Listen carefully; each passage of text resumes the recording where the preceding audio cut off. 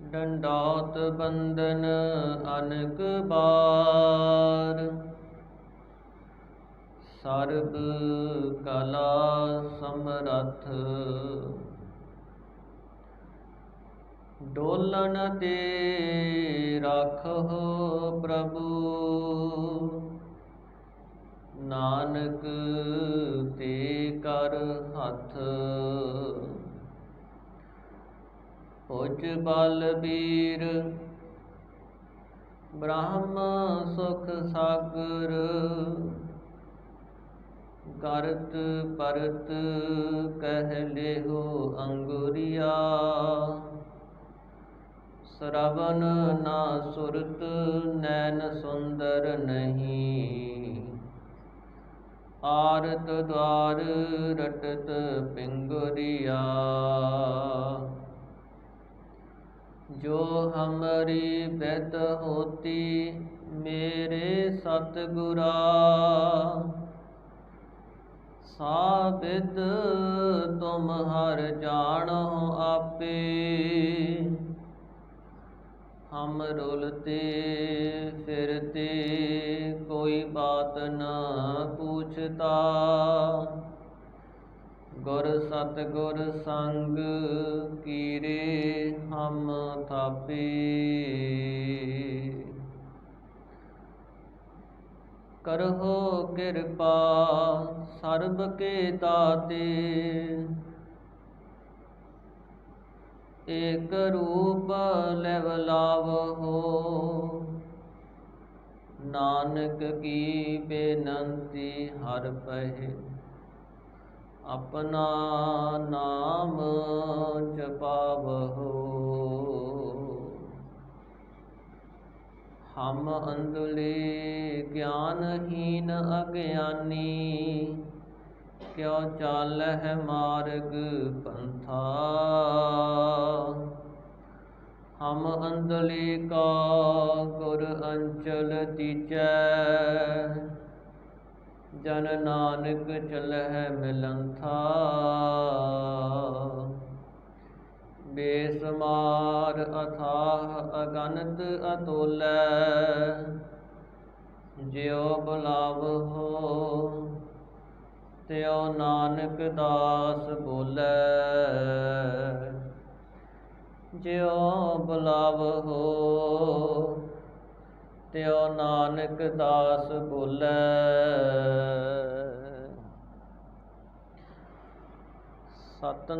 सतनाम श्री वाहेगुरु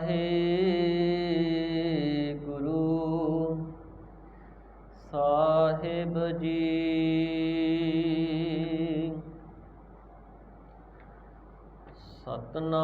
सतनाम श्री वाहेगुरु साहिब जी। बसंत महला पंजवा।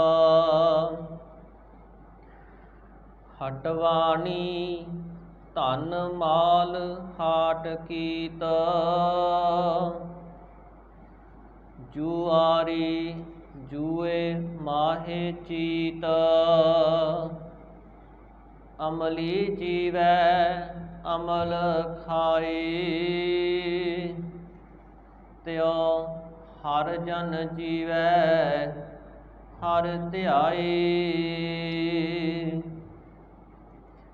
हटवाणी धन माल हाट कीत, जुआरी जुए माहे चीत। अमली जीवै अमल खाए, त्यों हर जन जीवै हर ध्याए। अपने रंग सब को रचै,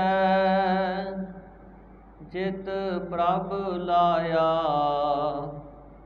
तित तित लगै रहाऊ। मेघ समय मोर निरतकार,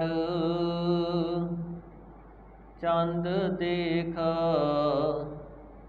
बिगसहि कौलार। ਮਾਤਾ ਬਾਰਕ ਦੇਖ ਆਨੰਦ, ਤਿਉ ਹਰ ਜਨ ਜੀਵਹਿ ਜਪ ਗੋਬਿੰਦ। ਸਿੰਘ ਰੁਚੈ ਸਦ ਭੋਜਨ ਮਾਸ, ਰਣ ਦੇਖ ਸੂਰੇ ਚਿਤ ਉਲਾਸ।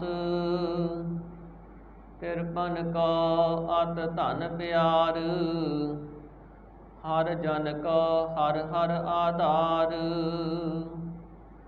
ਸਰਬ ਰੰਗ ਇੱਕ ਰੰਗ ਮਾਹੇ, ਸਰਬ ਸੁਖ ਸੁਖ ਹਰ ਕੈ ਨਾਏ। ਤਿਸ ਹੈ ਪ੍ਰਾਪਤ ਇਹੋ ਨਿਧਾਨ, ਨਾਨਕ ਗੁਰ ਜਿਸ ਕਰੇ ਦਾਨ। ਸਰਬ ਰੰਗ ਇੱਕ ਰੰਗ ਮਾਹੇ, ਸਰਬ ਸੁਖਾ ਸੁਖ ਹਰ ਕੈ ਨਾਏ। ਤਿਸਹਿ ਪ੍ਰਾਪਤ ਇਹੋ ਨਿਧਾਨ, ਨਾਨਕ ਗੁਰ ਜਿਸ ਕਰੇ ਦਾਨ। ਬਸੰਤ ਮਹੱਲਾ ਪੰਜਵਾ। ਹਟਵਾਣੀ ਧਨ ਮਾਲ ਹਾਟ ਕੀਤ। ਵਾਹਿਗੁਰੂ ਜੀ ਕਾ ਖਾਲਸਾ, ਵਾਹਿਗੁਰੂ ਜੀ ਕੀ ਫਤਿਹ। ਦਸਾਂ ਪਾਤਸ਼ਾਹੀਆਂ ਦੀ ਆਤਮਿਕ ਜੋਤ, ਤਖਤ ਚਬਰ ਛਤਰ ਦੇ ਮਾਲਕ, ਜੁਗ ਜੁਗ ਅਟਲ ਪਤਿਤ ਪਾਵਨ ਭਗਤ ਵਛਲ ਕਰਨਾ ਨਿਧਾਨ। ਅੰਤਰਜਾਮੀ ਸ਼ਬਦ ਗੁਰ ਪੀਰਾ ਗਹਿਰ ਗੰਭੀਰਾ। ਧੰਨ ਧੰਨ ਸ੍ਰੀ ਗੁਰੂ ਗ੍ਰੰਥ ਸਾਹਿਬ ਜੀ ਮਹਾਰਾਜ। ਸਤਿਗੁਰਾਂ ਦੀ ਸਾਜੀ ਨਿਵਾਜੀ ਪਰਮ ਸਨਮਾਨਯੋਗ ਗੁਰੂ ਰੂਪ ਖਾਲਸਾ ਸਾਧ ਸੰਗਤ, ਸਤਿਗੁਰੂ ਮਹਾਰਾਜ ਜੀ ਦੀ ਅਪਾਰ ਕਿਰਪਾ ਸਦਕਾ ਅੰਮ੍ਰਿਤ ਵੇਲੇ ਦਾ ਦੀਵਾਨ ਸਜ ਰਿਹਾ ਹੈ। ਸਜੇ ਹੋਏ ਦੀਵਾਨ ਅੰਦਰ ਸਤਿਗੁਰੂ ਮਹਾਰਾਜ ਜੀ ਦੇ ਪਾਵਨ ਪਵਿੱਤਰ ਸਰੂਪਾਂ ਦੇ ਪ੍ਰਕਾਸ਼ ਦੀ ਸੇਵਾ ਹੋਈ। ਨਿਤਨੇਮ ਅੰਮ੍ਰਿਤ ਬਾਣੀ ਦਾ ਪਾਠ ਹੋਇਆ। ਆਪ ਜੀ ਨੇ ਗੁਰੂ ਘਰ ਪਹੁੰਚ ਕਰਕੇ ਸਤਿਗੁਰੂ ਮਹਾਰਾਜ ਜੀ ਦੇ ਦਰਸ਼ਨ ਦੀਦਾਰ ਕੀਤੇ ਹਨ। ਅੰਮ੍ਰਿਤ ਬਾਣੀ ਨਿਤਨੇਮ ਸਰਵਣ ਕਰਕੇ ਆਪਣੇ ਜੀਵਨ ਦਾ ਮਹਾਨ ਲਾਹਾ ਪ੍ਰਾਪਤ ਕੀਤਾ, ਆਨੰਦ ਮਾਣਿਆ। ਗੁਰੂ ਘਰ ਦੀ ਰੋਜ਼ਾਨਾ ਮਰਿਆਦਾ, ਗੁਰਬਾਣੀ ਦੀ ਲੜੀਵਾਰ ਕਥਾ ਦਾ ਸਮਾਂ ਹੋਇਆ ਹੈ। ਮਨ ਚਿੱਤ ਬਿਰਤੀਆਂ ਇਕਾਗਰ ਕਰਕੇ ਸਤਿਗੁਰੂ ਸਾਹਿਬਾਂ ਦੇ ਚਰਨਾਂ ਨਾਲ ਜੁੜੀਏ ਅਤੇ ਆ ਰਹੀ ਕਥਾ ਸਰਵਣ ਕਰਕੇ ਆਪਣੇ ਜੀਵਨ ਦਾ ਹੋਰ ਲਾਹਾ ਪ੍ਰਾਪਤ ਕਰੀਏ ਜੀ। ਸਤਨਾਮ ਸ੍ਰੀ ਵਾਹਿਗੁਰੂ ਸਾਹਿਬ ਜੀ। ਬਸੰਤ ਮਹੱਲਾ ਪੰਜਵਾ। ਹਟਵਾਣੀ ਧਨ ਮਾਲ ਹਾਟ ਕੀਤ। ਸਾਧ ਸੰਗਤ,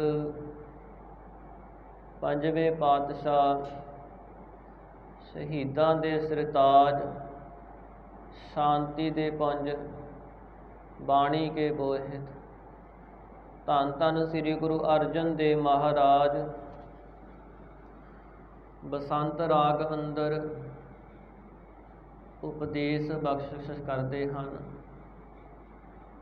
ਪਰਮੇਸ਼ਰ ਦੇ ਪਿਆਰਿਆਂ ਦੇ ਅੰਦਰ ਕੈਸਾ ਪ੍ਰੇਮ ਹੈ। ਸਤਿਗੁਰੂ ਮਹਾਰਾਜ ਜੀ ਪਹਿਲਾਂ ਉਦਾਹਰਣ ਦੇ ਕਰਕੇ ਸਾਨੂੰ ਸਮਝਾਉਂਦੇ ਨੇ।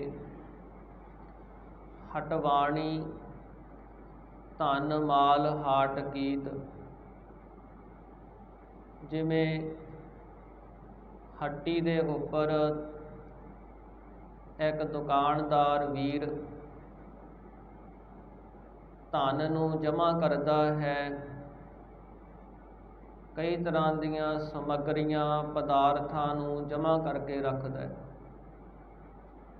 ਮਹਾਰਾਜ ਕਹਿੰਦੇ ਜਿਹੜਾ ਹਟਵਾਣੀਆ ਹੈ, ਦੁਕਾਨਦਾਰ, ਉਸ ਨੇ ਧਨ ਨੂੰ ਅਤੇ ਮਾਲ ਪਦਾਰਥਾਂ ਨੂੰ ਹੱਟੀ 'ਤੇ ਜਮ੍ਹਾਂ ਕਰਨਾ ਕੀਤਾ ਹੈ, ਰੱਖਣਾ ਕੀਤਾ ਹੈ।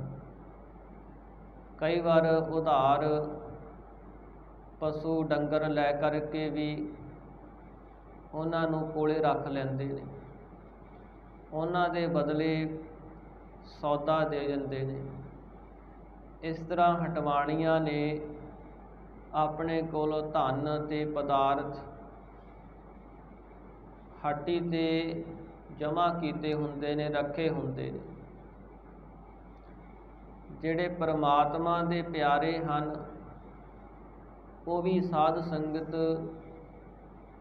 ਹਟਵਾਣੀ ਹਨ, ਦੁਕਾਨਦਾਰ, ਜਿਨ੍ਹਾਂ ਨੇ ਆਪਣੇ ਹਿਰਦੇ ਰੂਪ ਹੱਟ ਦੇ ਵਿੱਚ ਨਾਮ ਰੂਪ ਧਨ ਨੂੰ ਖਟਣਾ ਕੀਤਾ ਹੈ, ਜਮ੍ਹਾਂ ਕਰਨਾ ਕੀਤਾ।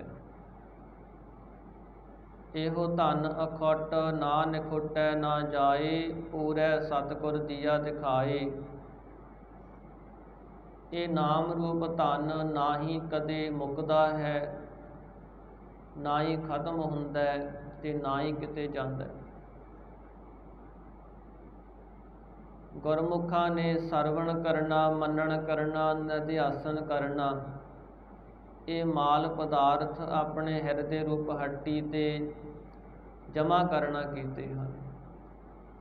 ਜੁਆਰੀ ਜੂਏ ਮਾਹੇ ਚੀਤ। ਜਿਹੜਾ ਜੁਆਰੀਆ ਹੁੰਦਾ, ਜੂਆ ਖੇਡਣ ਵਾਲਾ, ਉਸ ਦਾ ਸਤਿਗੁਰੂ ਕਹਿੰਦੇ ਭਾਈ ਜੂਏ ਦੇ ਵਿੱਚ ਚਿੱਤ ਲੱਗਿਆ ਹੁੰਦਾ। ਉਹ ਬੜੇ ਧਿਆਨ ਦੇ ਨਾਲ, ਚਤੁਰਾਈ ਦੇ ਨਾਲ ਜੂਆ ਖੇਡਦਾ।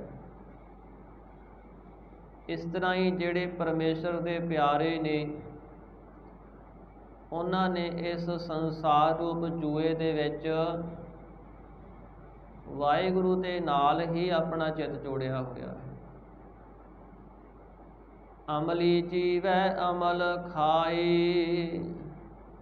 ਤੇ ਮਹਾਰਾਜ ਕਹਿੰਦੇ ਭਾਈ ਜਿਵੇਂ ਅਮਲੀ ਅਮਲ ਤੋਂ ਬਿਨਾਂ ਰਹਿ ਨਹੀਂ ਸਕਦਾ। ਜੇ ਅਮਲੀ ਨੂੰ ਕਈ ਤਰ੍ਹਾਂ ਦੇ ਮਿੱਠੇ ਪਦਾਰਥ ਦੇ ਦਈਏ, ਮਠਿਆਈਆਂ ਰੱਖ ਦਈਏ, ਉਹ ਕਹੇਗਾ ਮੈਨੂੰ ਨਸ਼ਾ ਚਾਹੀਦਾ, ਅਮਲ ਚਾਹੀਦਾ। ਇਸ ਤਰ੍ਹਾਂ ਹੀ ਮਹਾਰਾਜ ਕਹਿੰਦੇ ਭਾਈ ਜਿਹੜੇ ਪਰਮੇਸ਼ਰ ਦੇ ਪਿਆਰੇ ਨੇ, ਜਿਨ੍ਹਾਂ ਨੇ ਨਾਮ ਰੂਪ ਅਮਲ ਨੂੰ ਪ੍ਰਾਪਤ ਕੀਤਾ ਹੈ, ਉਹ ਨਾਮ ਦੇ ਨਾਲ ਹੀ ਜਿਉਂਦੇ। ਤਿਉ ਹਰ ਜਨ ਜੀਵੈ ਹਰ ਧਿਆਏ। ਇਸੇ ਤਰ੍ਹਾਂ ਜਿਹੜੇ ਹਰੀ ਪਰਮਾਤਮਾ ਦੇ ਜਨ ਪਿਆਰੇ ਹਨ, ਉਹ ਵਾਹਿਗੁਰੂ ਨੂੰ ਧਿਆ ਕਰਕੇ, ਨਾਮ ਜਪ ਕੇ ਹੀ ਜਿਉਂਦੇ ਨੇ। ਉਹਨਾਂ ਦਾ ਜੀਵਨ ਹੀ ਐਸਾ ਹੈ। ਸਤਿਗੁਰੂ ਕਹਿੰਦੇ ਜਿਵੇਂ ਇਹ ਉਦਾਹਰਨਾਂ ਦਿੱਤੀਆਂ ਨੇ, ਪਰਮਾਤਮਾ ਦੇ ਪਿਆਰਿਆਂ ਦੇ ਅੰਦਰ ਵੀ ਐਸਾ ਪ੍ਰੇਮ ਹੈ, ਸੱਚਾ ਪ੍ਰੇਮ। ਜਿੱਥੇ ਸਤਿਗੁਰਾਂ ਨੇ ਬਚਨ ਕੀਤੇ, ਰਾਜਨ ਮਹਿ ਰਾਜਾ ਉਰਝਾਇਓ, ਮਾਨਨ ਮਹਿ ਅਭਿਮਾਨੀ, ਲੋਭਨ ਮਹਿ ਲੋਭੀ ਲੋਭਾਇਓ, ਤਿਉ ਹਰ ਰੰਗ ਰਚੇ ਗਿਆਨੀ। ਜਿਵੇਂ ਰਾਜ ਭਾਗ ਦੇ ਕੰਮਾਂ ਦੇ ਵਿੱਚ ਰਾਜਾ ਉਲਝਿਆ ਰਹਿੰਦਾ ਹੈ, ਬੜੀਆਂ ਸਿਆਣਪਾਂ ਵਰਤਦਾ ਹੈ, ਇਸੇ ਤਰ੍ਹਾਂ ਹੀ ਜਿਸ ਬੰਦੇ ਨੂੰ ਸੰਸਾਰ ਵਿੱਚੋਂ ਮਾਨ ਸਤਿਕਾਰ ਦੀ ਭੁੱਖ ਹੁੰਦੀ ਹੈ, ਉਹ ਬੜੇ ਤਰੀਕੇ ਵਰਤਦਾ ਹੈ ਕਿ ਲੋਕ ਮੇਰਾ ਮਾਨ ਰੱਖਣ, ਸਤਿਕਾਰ ਕਰਨ। ਇਹ ਮਹਾਰਾਜ ਕਹਿੰਦੇ ਜਿਹੜਾ ਅਭਿਮਾਨੀ ਜੀਵ ਹੈ ਇਸ ਤਰ੍ਹਾਂ ਉਲਝਿਆ ਰਹਿੰਦਾ ਹੈ। ਲੋਭੀ ਮਨੁੱਖ ਹਰ ਸਮੇਂ ਲੋਭ ਦੇ ਵਿੱਚ ਪੈ ਕਰਕੇ ਪਦਾਰਥਾਂ ਨੂੰ, ਮਾਇਆ ਨੂੰ ਇਕੱਠੀ ਕਰਨਾ ਚਾਹੁੰਦਾ ਹੈ। ਤੇ ਉਹ ਹਰ ਰੰਗ ਰਚੇ ਗਿਆਨੀ। ਇਸੇ ਤਰ੍ਹਾਂ ਹੀ ਜਿਹੜੇ ਪਰਮਾਤਮਾ ਦੇ ਪਿਆਰੇ, ਉਹ ਆਪਣੇ ਅੰਦਰ ਮਨ ਦੇ ਵਿੱਚ ਵਾਹਿਗੁਰੂ ਦਾ ਪ੍ਰੇਮ ਪੈਦਾ ਕਰਦੇ ਨੇ। ਸਾਧ ਸੰਗਤ ਜਿਹੜੇ ਦ੍ਰਿਸ਼ਟਾਂਤ ਹੁੰਦੇ ਨੇ, ਉਹਨਾਂ ਦਾ ਇੱਕ ਅੰਗ ਲਿਆ ਜਾਂਦਾ ਹੈ। ਜਿੱਥੇ ਮਹਾਰਾਜ ਨੇ ਰਾਜੇ ਦੀ ਗੱਲ ਕੀਤੀ, ਜਿੱਥੇ ਮਹਾਰਾਜ ਨੇ ਅਭਿਮਾਨੀ ਜੀਵਾਂ ਦੀ ਗੱਲ ਕੀਤੀ, ਲੋਭੀ ਜੀਵਾਂ ਦੀ ਗੱਲ ਕੀਤੀ, ਉਹਨਾਂ ਦਾ ਪ੍ਰੇਮ ਉੱਧਰ ਹੈ। ਤੇ ਮਹਾਰਾਜ ਕਹਿੰਦੇ ਪਰਮਾਤਮਾ ਦੇ ਪਿਆਰੇ ਜਿਹੜੇ ਗਿਆਨੀ ਪੁਰਖ ਨੇ, ਉਹਨਾਂ ਨੇ ਵਾਹਿਗੁਰੂ ਦੇ ਨਾਲ ਹੀ ਪ੍ਰੇਮ ਲਾਇਆ ਹੋਇਆ ਹੈ। ਉਹਨਾਂ ਗੁਰਮੁਖਾਂ ਦਾ ਵਾਹਿਗੁਰੂ ਦੇ ਨਾਲ ਸੱਚਾ ਪ੍ਰੇਮ ਲੱਗਿਆ ਹੋਇਆ ਹੈ। ਹਰ ਜਨ ਕੋ ਇਹੀ ਸੁਹਾਵੈ, ਪਰਮਾਤਮਾ ਦੇ ਪਿਆਰਿਆਂ ਦੇ ਤਾਈਂ ਇਹੀ ਸ਼ੋਭਾ ਦੇਣ ਵਾਲੀ ਗੱਲ ਹੈ। ਇਹੀ ਚੰਗਾ ਲੱਗਦਾ ਹੈ ਕਿ ਉਹ ਵਾਹਿਗੁਰੂ ਪਰਮਾਤਮਾ ਨੂੰ ਨੇੜੇ ਦੇਖਦੇ ਨੇ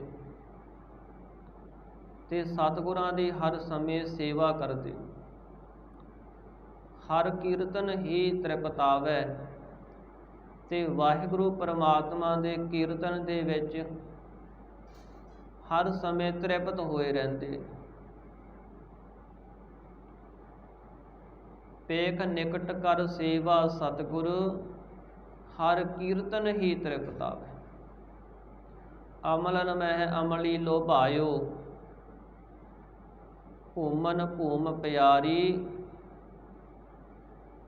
ਖੀਰ ਸੰਗ ਬਾਰਕ ਹੈ ਲੀਨਾ, ਤੈਸੇ ਸੰਤ ਹਿਤਕਾਰੀ। ਜਿਵੇਂ ਅਮਲੀ, ਉਸ ਨੂੰ ਅਮਲ ਚੰਗਾ ਲੱਗਦਾ ਹੈ। ਜਿਹੜਾ ਭੂਮੀਆ ਹੁੰਦਾ ਹੈ, ਇੱਕ ਜ਼ਿਮੀਂਦਾਰ, ਉਸ ਨੂੰ ਆਪਣੀ ਜ਼ਮੀਨ, ਆਪਣੀ ਫਸਲ ਚੰਗੀ ਲੱਗਦੀ।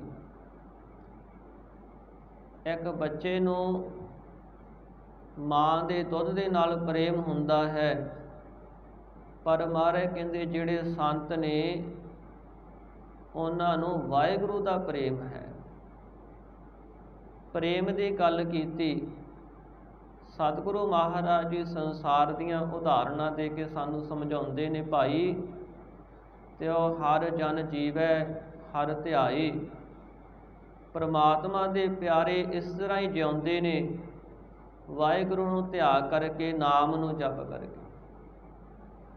ਆਪਣੇ ਰੰਗ ਸਭ ਕੋ ਰਚੈ, ਆਪੋ ਆਪਣੇ ਢੰਗ ਦੇ ਨਾਲ ਹਰ ਕੋਈ ਸਾਧ ਸੰਗਤ ਪ੍ਰੇਮ ਦੇ ਵਿੱਚ ਰਚਿਆ ਹੋਇਆ, ਮਿਲਿਆ ਹੋਇਆ। ਕਿਸੇ ਦੇ ਅੰਦਰ ਕੈਸਾ ਪ੍ਰੇਮ ਹੈ, ਕਿਸੇ ਦੇ ਅੰਦਰ ਕੈਸਾ। ਜਿਵੇਂ ਦੁਕਾਨਦਾਰ, ਉਹ ਆਪਣੀ ਦੁਕਾਨ ਦੇ ਨਾਲ ਪ੍ਰੇਮ ਕਰਦਾ ਹੈ, ਜੁਆਰੀ ਜੂਏ ਦੇ ਨਾਲ, ਅਮਲੀ ਅਮਲ ਦੇ ਨਾਲ ਪ੍ਰੇਮ ਕਰਦਾ ਹੈ, ਰਾਜਾ ਰਾਜ ਧੰਦਾ ਦੇ, ਰਾਜ ਕੰਮਾਂ ਦੇ ਨਾਲ ਪ੍ਰੇਮ ਕਰਦਾ ਹੈ। ਇਹਨਾਂ ਦੇ ਅੰਦਰ ਵੱਖੋ ਵੱਖਰਾ ਪ੍ਰੇਮ ਹੈ। ਪਰ ਮਹਾਰਾਜ ਕਹਿੰਦੇ ਆਪਣੇ ਰੰਗ ਸਭ ਕੋ ਰਚੈ। ਸਭ ਕੋਈ ਭਾਈ ਆਪੋ ਆਪਣੇ ਪ੍ਰੇਮ ਦੇ ਵਿੱਚ, ਜਿੱਧਰ ਕਿਸੇ ਦਾ ਪ੍ਰੇਮ ਲੱਗਿਆ ਉਧਰ ਮਿਲਿਆ ਹੋਇਆ ਹੈ। ਜਿਤ ਪ੍ਰਭ ਲਾਇਆ ਤਿਤ ਤਿਤ ਲੱਗੈ। ਇਹ ਜੀਵ ਵਾਸਨਾ ਦੇ ਬੱਧੇ ਹੋਏ ਨੇ। ਇਹਨਾਂ ਦੀ ਵਾਸਨਾ ਕਰਕੇ ਪਰਮਾਤਮਾ ਨੇ ਜਿੱਧਰ ਇਹਨਾਂ ਨੂੰ ਲਾ ਦਿੱਤਾ ਹੈ ਨਾ, ਉਧਰਲੇ ਪਾਸੇ ਹੀ ਇਹ ਲੱਗੇ ਹੋਏ।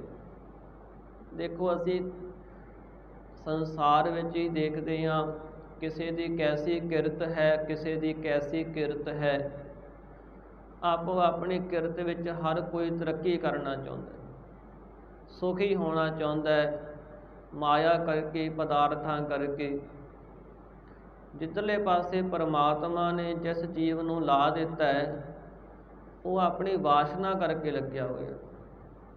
ਜਿਹੜੇ ਗੁਰਮੁਖ ਨੇ, ਉਹਨਾਂ ਨੂੰ ਪਰਮਾਤਮਾ ਨੇ ਆਪਣੇ ਨਾਮ ਦੇ ਵਿੱਚ, ਸੇਵਾ ਦੇ ਵਿੱਚ ਲਾਇਆ ਹੋਇਆ। ਜਿਹੜੇ ਮਨਮੁਖ ਜੀਵ ਨੇ, ਉਹ ਪਰਮਾਤਮਾ ਤੋਂ ਭੁੱਲ ਕੇ ਸੰਸਾਰ ਦੇ ਵਿੱਚ ਲੱਗੇ ਹੋਏ। ਇਹ ਮਨ ਦੇ ਅੰਦਰ ਜਿਹੋ ਜਿਹੀ ਵਾਸ਼ਨਾ ਪੈਦਾ ਹੋ ਗਈ, ਉੱਧਰਲੇ ਪਾਸੇ ਪਰਮਾਤਮਾ ਨੇ ਜੀਵਾਂ ਨੂੰ ਲਾਇਆ ਹੋਇਆ ਹੈ ਪ੍ਰੇਰ ਕਰਕੇ। ਰਹਾਉ ਮੇਘ ਸਮੈ ਮੋਰ ਨਿਰਤਕਾਰ। ਵਿਸ਼ਰਾਮ ਦੇ ਕੇ ਸਤਿਗੁਰੂ ਅਰਜਨ ਦੇਵ ਮਹਾਰਾਜ ਫਰਮਾਉਂਦੇ ਨੇ, ਭਾਈ ਸਿੱਖੋ, ਜਿਵੇਂ ਬੱਦਲ ਆਉਂਦੇ ਚੜ੍ਹ ਦੇਖ ਕਰਕੇ ਜਿਹੜਾ ਮੋਰ ਹੈ ਨਾ, ਉਹ ਨਿਰਤਕਾਰੀ ਕਰਨ ਲੱਗ ਜਾਂਦਾ। ਆਪਣੇ ਖੰਭ ਖਿਲਾਰ ਕਰਕੇ ਪਹਿਲਾਂ ਪਾਉਣ ਲੱਗ ਜਾਂਦਾ ਹੈ, ਨਿਰਤਕਾਰੀ ਕਰਦਾ ਹੈ, ਨਾਚ ਕਰਦਾ ਹੈ, ਜਿਹੜਾ ਮੋਰ ਹੁੰਦਾ ਹੈ। ਇਸੇ ਤਰ੍ਹਾਂ ਹੀ ਸਤਿਗੁਰੂ ਮਹਾਰਾਜ ਜੀ ਬੱਦਲਾਂ ਦੇ ਨਿਆਈ ਨੇ, ਅਤੇ ਜਦੋਂ ਆਪਣੇ ਉਪਦੇਸ਼ ਰੂਪ ਨਾਮ ਰੂਪ ਵਰਖਾ ਨੂੰ ਸਤਿਗੁਰੂ ਕਰਦੇ ਨੇ, ਤਾਂ ਉਸ ਸਮੇਂ ਜਿਹੜੇ ਜਗਿਆਸੂ ਹੁੰਦੇ ਨੇ, ਉਹਨਾਂ ਦੇ ਚਿੱਤ ਨਿਰਣਾ ਕਰਨ ਰੂਪ ਨਿਰਤਕਾਰੀ ਕਰਦੇ। ਗੁਰੂ ਸਾਹਿਬਾਂ ਦਾ ਉਪਦੇਸ਼ ਜਗਿਆਸੂਆਂ ਨੂੰ ਭਾਉਂਦਾ ਹੈ, ਮਿੱਠਾ ਲੱਗਦਾ ਹੈ, ਅਤੇ ਉਹਨਾਂ ਦਾ ਮਨ ਫਿਰ ਨਿਰਤਕਾਰੀ ਕਰਦਾ ਹੈ, ਭਾਵ ਨਿਰਣਾ ਕਰਨ ਲੱਗ ਜਾਂਦਾ ਹੈ ਬ੍ਰਹਮ ਦਾ ਸਰੂਪ ਦਾ। ਨਿਰਣਾ ਨਾਮ ਹੈ ਵਿਚਾਰ ਦਾ। ਉਹਨਾਂ ਦੇ ਅੰਦਰ ਵਿਚਾਰ ਪੈਦਾ ਹੋ ਜਾਂਦੀ ਹੈ ਕਿ ਸਤਿਗੁਰੂ ਜੀ ਸਾਨੂੰ ਸੱਚ ਸਮਝਾ ਰਹੇ ਨੇ, ਗੁਰੂ ਸਾਹਿਬ ਜੀ ਸਾਨੂੰ ਕੀ ਕਹਿ ਰਹੇ। ਚੰਦ ਦੀਖ ਬਿਗਸਹਿ ਕੌਲਾਰ। ਮਹਾਰਾਜ ਕਹਿੰਦੇ, ਭਾਈ ਜਿਵੇਂ ਚੰਦਰਮਾ ਨੂੰ ਦੇਖ ਕਰਕੇ ਜਿਹੜੀਆਂ ਕਵੀਆਂ ਹੁੰਦੀਆਂ ਨੇ, ਉਹ ਖਿੜ ਜਾਂਦੀਆਂ ਨੇ। ਰਾਤ ਦੇ ਸਮੇਂ ਇਹ ਕਵੀਆਂ ਖਿੜ ਜਾਂਦੀਆਂ ਨੇ। ਇਸ ਤਰ੍ਹਾਂ ਹੀ ਸਤਿਗੁਰੂ ਮਹਾਰਾਜ ਜੀ ਚੰਦਰਮਾ ਦੇ ਨਿਆਈ ਹੈ, ਜਿਨ੍ਹਾਂ ਨੂੰ ਦੇਖ ਕਰਕੇ ਸਿੱਖਾਂ ਰੂਪ ਜਿਹੜੇ ਸਿੱਖ ਨੇ, ਉਹਨਾਂ ਦੀਆਂ ਬੁੱਧੀਆਂ ਰੂਪ ਕਵੀਆਂ ਖਿੜੀਆਂ ਨੇ। ਗੁਰੂ ਸਾਹਿਬਾਂ ਦਾ ਜਿਹੜਾ ਦਰਸ਼ਨ ਹੈ, ਉਹ ਚੰਦਰਮਾ ਦੀ ਤਿਆਰੀ। ਜਿਵੇਂ ਚੰਦਰਮਾ ਚਮਕਦਾ ਹੈ, ਇਸ ਦੀ ਚਾਂਦਨੀ ਠੰਡੀ ਹੁੰਦੀ ਹੈ, ਇਸ ਤਰ੍ਹਾਂ ਸਤਿਗੁਰਾਂ ਦਾ ਉਪਦੇਸ਼ ਸੰਸਾਰ ਵਿੱਚ ਠੰਡ ਵਰਤਾਉਣ ਵਾਲਾ ਹੈ, ਅਤੇ ਸਿੱਖਾਂ ਦੇ ਮਨਾਂ ਨੂੰ ਸੁੱਖ ਪ੍ਰਾਪਤ ਹੋਇਆ। ਮਾਤਾ ਬਾਰਕ ਦੇਖ ਆਨੰਦ। ਜਿਵੇਂ ਮਹਾਰਾਜ ਕਹਿੰਦੇ, ਭਾਈ ਮਾਤਾ ਜਿਹੜੀ ਹੈ, ਮਾਂ, ਉਹ ਆਪਣੇ ਬੱਚੇ ਨੂੰ ਦੇਖਦੀ ਹੈ, ਦੇਖਦਿਆਂ ਹੀ ਮਨ ਵਿੱਚ ਆਨੰਦ ਪੈਦਾ ਹੋ ਜਾਂਦਾ ਹੈ, ਮੇਰਾ ਪੁੱਤਰ ਆ ਰਿਹਾ ਹੈ। ਮਾਂ ਦੇ ਹਿਰਦੇ ਵਿੱਚ ਸ਼ਾਂਤੀ ਬਣ ਜਾਂਦੀ ਹੈ, ਖੁਸ਼ੀ ਬਣ ਜਾਂਦੀ ਹੈ, ਅਤੇ ਜਿਹੜਾ ਪੁੱਤਰ ਹੈ ਉਸ ਨੂੰ ਮਾਂ ਦੇਖ ਕੇ ਖੁਸ਼ੀ ਪ੍ਰਾਪਤ ਹੁੰਦੀ ਹੈ। ਤਿਉ ਹਰਿ ਜਨ ਜੀਵਹਿ ਜਪ ਗੋਬਿੰਦ। ਇਸੇ ਤਰ੍ਹਾਂ ਹੀ ਜਿਹੜੇ ਪਰਮੇਸ਼ਰ ਵਾਹਿਗੁਰੂ ਦੇ ਪਿਆਰੇ ਨੇ, ਗੋਬਿੰਦ ਪਰਮੇਸ਼ਰ ਨੂੰ ਜਪ ਕਰਕੇ ਜਿਉਂਦੇ ਨੇ। ਉਹਨਾਂ ਦਾ ਜੀਵਨ ਹੀ ਐਸਾ ਹੈ, ਉਹਨਾਂ ਦਾ ਨਾਮ ਦੇ ਆਸਰੇ ਜੀਵਨ ਬਣਿਆ ਹੋਇਆ ਹੈ। ਸਿੰਘ ਰੁਚੈ ਸਤ ਭੋਜਨ ਮਾਸ। ਜਿਵੇਂ ਸਾਧ ਸੰਗਤ, ਸਿੰਘ ਨਾਮ ਹੈ ਸ਼ੇਰ ਦਾ। ਸ਼ੇਰ ਨੂੰ ਮਾਸ ਦੇ ਨਾਲ ਪ੍ਰੇਮ ਹੁੰਦਾ ਹੈ। ਜੇ ਕੋਈ ਸ਼ੇਰ ਦੇ ਅੱਗੇ ਹਰੇ ਪੱਠੇ ਲਿਆ ਕਰਕੇ ਹੋਰ ਕਈ ਤਰ੍ਹਾਂ ਦੀਆਂ ਵਸਤੂਆਂ ਰੱਖ ਦੇਣਾ ਕਰੀਏ, ਤਾਂ ਉਹ ਖਾਂਦਾ ਨਹੀਂ ਹੈ, ਉਸ ਨੂੰ ਮਾਸ ਦੇ ਨਾਲ ਪ੍ਰੇਮ ਹੈ। रुचि बनी हुई है शेर दी हर समय मांस खाण विच। राण देख सूरे चित उलास। जिहड़ा युद्ध दा मैदान है उस नूं देख करके जिहड़ा सूरमा है उहदे मन विच आनंद पैदा हो जाता, खुशी पैदा हो जाती है। जिहड़े कायर ने वो तां युद्ध दा मैदान देख के भज जाते ने, पर जिहड़ा सूरमा है ਉਹਦੇ मन ਵਿੱਚ आनंद पैदा हो जाता है कि हुण मैं युद्ध के मैदान में लड़ांगा वैरी दे नाल और शहीदी प्राप्त करांगा, जित प्राप्त करांगा। इस तरह जिहड़े सूरमे हन उन्हां दे मन में सतगुरु महाराज कहंदे भाई युद्ध का मैदान देख करके आनंद पैदा होंदा। जिस तरह सतगुरां ने भजन कीते पहला मरण कबूल जीवन की छड़ आस, हो सबना की रेण का तो आओ हमारे पास। सूरमे हर समय मन दे विच चाह रखते हैं युद्ध विच लड़न दा। किरपन को अत धन प्यार। जिहड़ा किरपन कंजूस है सतगुरु महाराज बचन करते ने धन दे नाल उहदा बड़ा प्यार है। हर समय धन नूं सांभ के रखना, धन विच ही उहदा चित रहिंदा है और वरत नहीं सकदा। मन विच धन दे नाल इन्ना प्रेम है कि एक रत्ती जिन्ना भी कोई धन उस तो मंग लवे तां वो दे नहीं सकदा। हर जन का हर हर आधार। इस तरह ही जिहड़े हरि परमात्मा दे प्यारे ने उन्हां नूं हरि परमात्मा दे नाम दा ही आसरा है। साध संगत वो नाम नूं जपदियां ही जींदे ने। इसलिए महाराज ने सानूं बचन कीते ने तित जाए बहु सत संगति, जिथे हर का हर नाम बिलोई है। हे भाई जे तुसी नाम नूं प्राप्त करना है तां उत्थे सत संगत विच जा करके बैठना करो, जिथे परमेश्वर दे नाम दी विचार हुंदी है। बिलोईया नाम रिड़कण दा। जिवें दही नूं रिड़क लईए मक्खण ते लस्सी वक्खो वक्खरी हो जाती।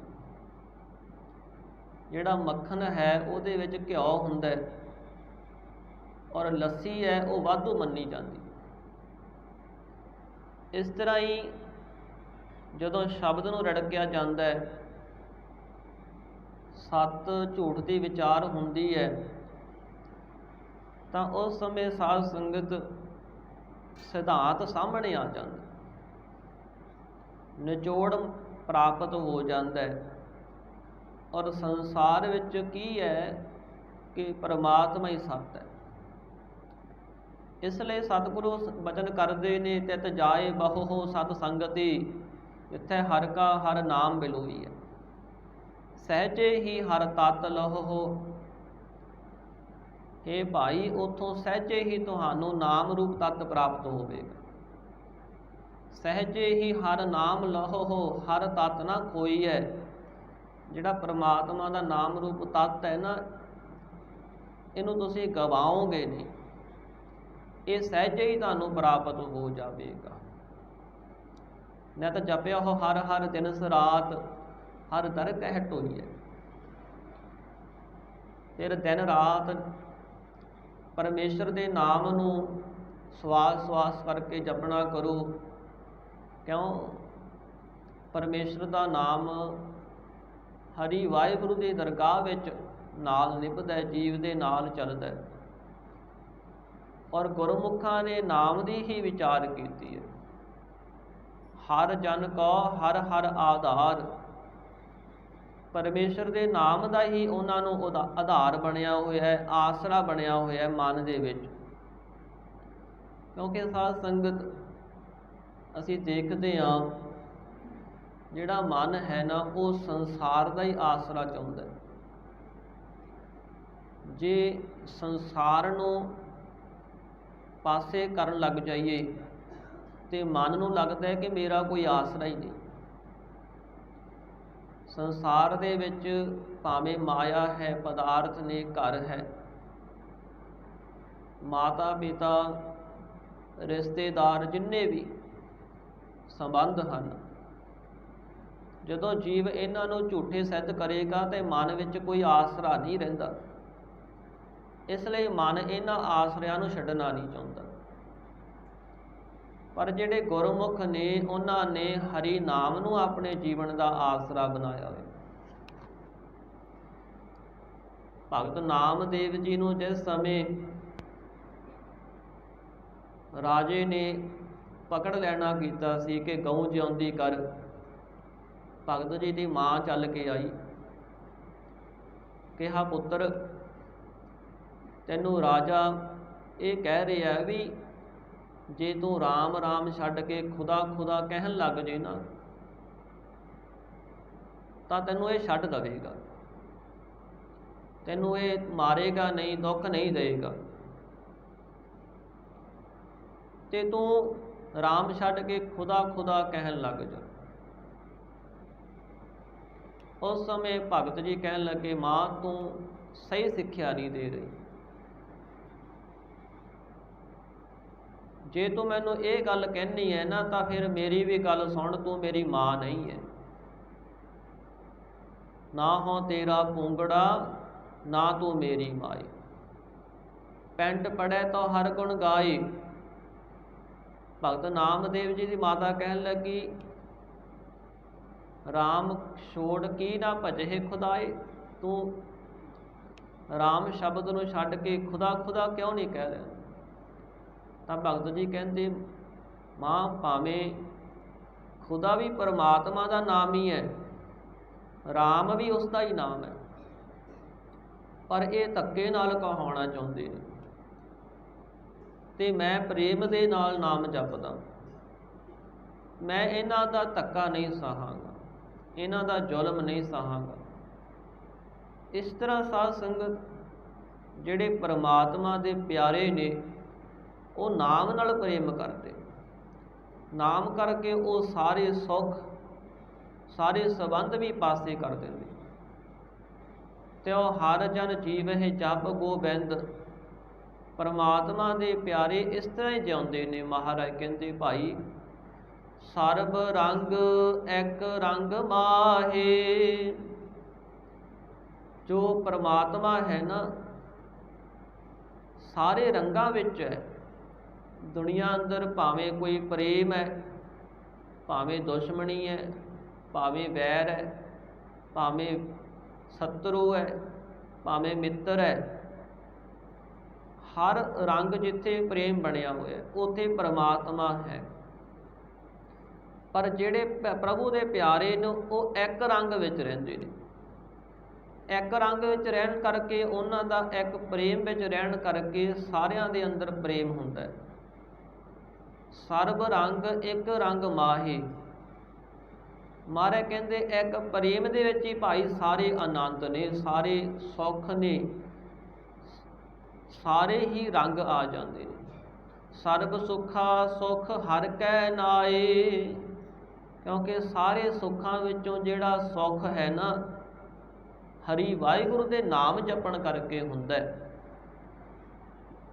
ਹੋਰ ਦੁਨੀਆ ਦੇ ਸੁੱਖ ਆਉਂਦੇ ਨੇ ਚਲੇ ਜਾਂਦੇ ਨੇ ਸਮਾਂ ਪਾ ਕਰਕੇ, ਪਰ ਪਰਮਾਤਮਾ ਦੇ ਨਾਮ ਦਾ ਸੁੱਖ ਕਦੇ ਨਾਸ ਨਹੀਂ ਹੁੰਦਾ। ਔਰ ਭਗਤਾਂ ਨੂੰ ਇਹ ਸੁੱਖ ਪ੍ਰਾਪਤ ਹੋਇਆ ਹੈ। ਜਿੱਥੇ ਭਗਤ ਜੀ ਕਹਿੰਦੇ ਕਬੀਰ ਸੂਖ ਨਾ ਇਹ ਜੁਗ ਕਰਹਿ ਜੋ ਬਹੁਤੈ ਮੀਤ, ਜਿਹੜਾ ਬਹੁਤੇ ਮਿੱਤਰ ਬਣਾਉਂਦਾ ਹੈ ਨਾ ਸੰਸਾਰ ਦੇ ਵਿੱਚ, ਉਹਨੂੰ ਇਸ ਸੰਸਾਰ ਅੰਦਰ ਸੁੱਖ ਨਹੀਂ ਪ੍ਰਾਪਤ ਹੁੰਦਾ। ਪਰ ਸੁੱਖ ਹੁੰਦਾ ਪ੍ਰਾਪਤ ਕਿਸ ਨੂੰ ਹੈ? ਜੋ ਚਿਤ ਰਾਖਹਿ ਏਕ ਸਿਉ ਤੇ ਸੁੱਖ ਪਾਵਹਿ ਨੀਤ। ਜਿਹੜਾ ਇੱਕ ਪਰਮਾਤਮਾ ਦੇ ਨਾਲ ਜੁੜ ਕੇ ਰਹਿੰਦਾ ਹੈ ਨਾ, ਇੱਕ ਨਾਲ, ਜਿਹਦਾ ਇੱਕ ਨਾਲ ਪ੍ਰੇਮ ਬਣ ਗਿਆ, ਉਹ ਨਿੱਤਾਂ ਪ੍ਰਤੀ ਸੁੱਖ ਪ੍ਰਾਪਤ ਕਰਦਾ, ਨਿਤ ਨਵਾਂ, ਕਿਉਂਕਿ ਉਹ ਵਾਹਿਗੁਰੂ ਨਾਮ ਹੈ। ਸਾਹਿਬ ਮੇਰਾ ਨੀਤ ਨਵਾ, ਸਦਾ ਸਦਾ ਦਾਤਾਰ। ਉਸ ਪਰਮਾਤਮਾ ਦੀ ਹਰ ਦਾਤ ਵੀ ਨਵੀਂ ਹੈ, ਤੇ ਉਹਨਾਂ ਗੁਰਮੁਖਾਂ ਨੂੰ ਨਿੱਤਾਂ ਨਵਾਂ ਸੁੱਖ ਪ੍ਰਾਪਤ ਹੁੰਦਾ ਹੈ। ਇਸ ਤਰ੍ਹਾਂ ਸਰਬ ਸੁੱਖਾ ਸੁੱਖ ਹਰ ਕੈ ਨਾਏ, ਸਾਰੇ ਸੁੱਖਾਂ ਵਿੱਚੋਂ ਜਿਹੜਾ ਸ਼੍ਰੋਮਣੀ ਸੁੱਖ ਹੈ, ਉਹ ਹੈ ਪਰਮਾਤਮਾ ਦੇ ਨਾਮ ਵਿੱਚੋਂ ਗੁਰਮੁਖਾਂ ਨੂੰ ਪ੍ਰਾਪਤ ਹੋਇਆ। ਤਿਸਹਿ ਪ੍ਰਾਪਤ ਇਹੋ ਨਿਧਾਨ। ਪਰ ਇਹ ਜਿਹੜਾ ਖਜ਼ਾਨਾ ਹੈ ਨਾ, ਉਸ ਨੂੰ ਪ੍ਰਾਪਤ ਹੁੰਦਾ, ਉਹਦੇ ਹੱਥ ਲੱਗਦਾ। ਨਾਨਕ ਗੁਰ ਜਿਸ ਕਰੇ ਦਾਨ। ਸਤਿਗੁਰੂ ਅਰਜਨ ਦੇਵ ਮਹਾਰਾਜ ਕਹਿੰਦੇ, ਭਾਈ ਜਿਸ ਦੇ ਤਾਈਂ ਗੁਰੂ ਸਾਹਿਬ ਜੀ ਆਪ ਮਿਹਰ ਕਰਕੇ ਇਹ ਨਾਮ ਦਾ ਖਜ਼ਾਨਾ ਦਾਨ ਕਰ ਦਿੰਦੇ ਨੇ, ਉਹਦੀ ਝੋਲੀ ਵਿੱਚ ਪਾ ਦਿੰਦੇ। ਜਿਹਨੂੰ ਹੋਰ ਸਾਰੇ ਰਸ ਫਿੱਕੇ ਨਜ਼ਰ ਆ ਗਏ ਨੇ, ਨਾਮ ਜਪਦਿਆਂ ਜਿਹਦਾ ਮਨ ਨਾਮ ਦੇ ਵਿੱਚ ਟਿਕ ਗਿਆ ਹੈ, ਜਿਹੜਾ ਨਾਮ ਦੇ ਆਸਰੇ ਹੋ ਜਾਂਦਾ ਹੈ, ਜਿਹਨੇ ਗੁਰੂ ਨਾਲ ਜੁੜਨਾ ਕੀਤਾ, ਸਤਿਗੁਰੂ ਮਹਾਰਾਜ ਕਹਿੰਦੇ, ਭਾਈ ਗੁਰੂ ਉਹਦੇ ਸਾਰੇ ਹੀ ਬੰਧਨ ਤੋੜ ਦਿੰਦਾ। ਬੰਧਨ ਤੋੜ ਬੁਲਾਵੈ RAM, ਮਨ ਮਹਿ ਲਾਗੈ ਸਾਚ ਧਿਆਨ। ਮਿਟੇ ਕਲੇਸ਼ ਸੁਖੀ ਹੋਏ ਰਹੀਐ, ਐਸਾ ਦਾਤਾ ਸਤਿਗੁਰੂ ਕਹੀਐ। ਸਤਿਗੁਰੂ ਜੀ ਉਹਦੇ ਅੰਦਰ ਜਿਹੜੇ ਕਰਤਾ ਭੁਗਤਾਪਣਾ ਦੇ ਬੰਧਨ ਹਨ, ਜਿਹੜਾ ਮਨ ਵਿਕਾਰਾਂ ਵਿੱਚ ਔਗਣਾਂ ਵਿੱਚ ਬਚਿਆ ਹੋਇਆ ਸੀ, ਉੱਥੋਂ ਉਸ ਨੂੰ ਤੋੜ ਦਿੰਦੇ ਨੇ ਸਾਜ਼। ਇਹ ਕੋਈ ਵਿਰਲਾ ਹੀ ਕਰ ਸਕਦਾ। ਜਿਵੇਂ ਕਹਿੰਦੇ ਇੱਕ ਪੰਡਤ ਰਾਜੇ ਕੋਲ ਕਥਾ ਕਰਿਆ ਕਰਦਾ ਸੀ।